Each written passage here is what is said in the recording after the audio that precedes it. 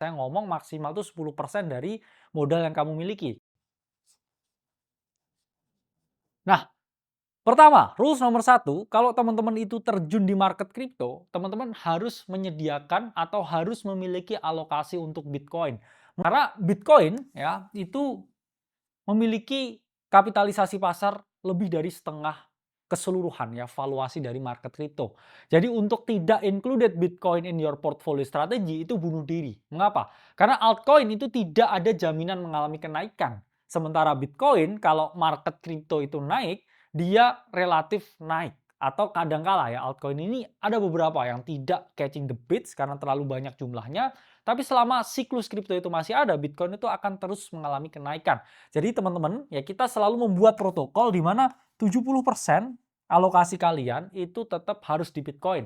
Saya memang sebelumnya udah menjelaskan yang ada namanya ya market cycle dan terlalu berisiko untuk teman-teman masuk Bitcoin sekarang dengan metode yang namanya lump sum. Lump sum itu artinya apa ya? Kamu masuk dalam satu waktu tertentu dengan semua uang yang kamu miliki. Menurut saya pribadi, itulah strategi yang cukup berisiko karena saya pun tahu dan saya melihat kripto itu bergerak sesuai dengan siklus.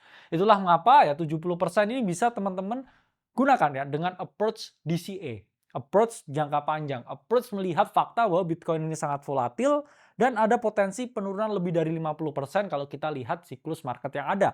Tapi kita nggak usah ngomongin Bitcoin, kita lihat S&P 500 pun juga selama tarif kemarin juga koreksi 22%.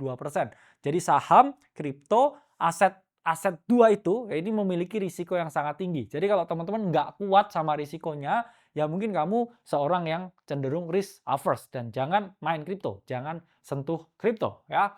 Dan kalau kita ngomong, oke, 30% sisa dari alokasi teman-teman, ini teman-teman bisa gunakan, bisa alokasikan untuk yang namanya alt trading.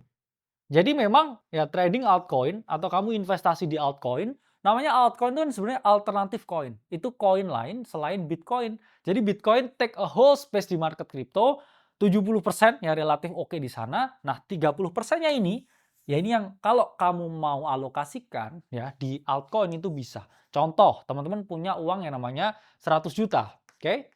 Nah, 70 juta itu untuk Bitcoin. Sisanya 30 juta, oke, ini untuk altcoin. Nah, dari 30 juta ya, ini yang jumlah yang ideal berapa sih untuk beli altcoin? Ya, saya ngomong maksimal tuh 10% dari modal yang kamu miliki. Kalau kamu di sini skenario-nya punya 30 juta, 10% ya dari 30 juta itu udah relatif tinggi untuk altcoin.